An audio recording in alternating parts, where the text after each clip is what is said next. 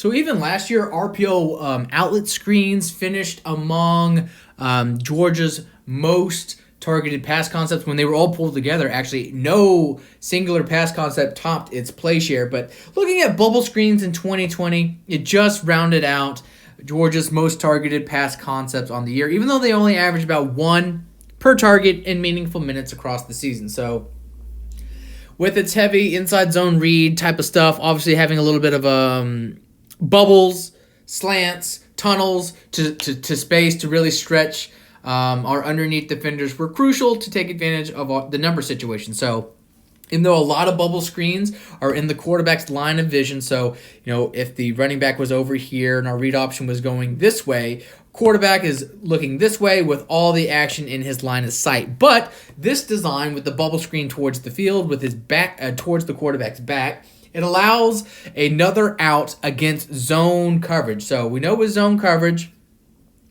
obviously cover 4 is a very common type of back end to play against RPOs to try and keep everything else in front of you. But at the same time, that will expose you to lateral routes like this, especially if you're having to corral from basically the middle of the field to outside the numbers through traffic, which is what happens here. So if you do your box count, it looks like it's basically choose what you want to do, Mr. Bennett.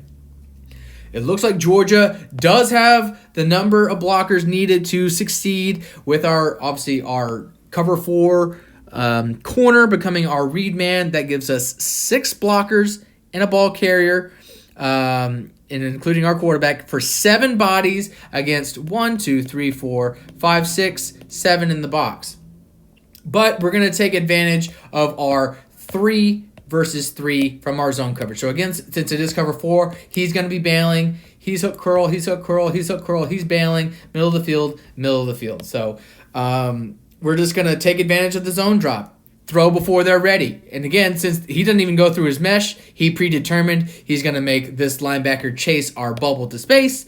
And with our 2 perimeter, obviously receivers being our support blockers at that side, it's going to work out just nicely. And again, because it's cover 4, this dude's bailing, gives us a lot more cushion on the outside. So as long as we just get this underneath defender sealed, and this guy has to go through a whole lot of mess, we're going to like the results here. So fairly easy design, pitch and catch, no need to overthink it. Again, it's just winning with numbers towards space. But despite the ability for these designs to naturally win based on defensive alignment and defensive drop, and for the numbers to always be in the offense's favor, only 45.5% of targeted bubble screens off RPOs worked in our parameter.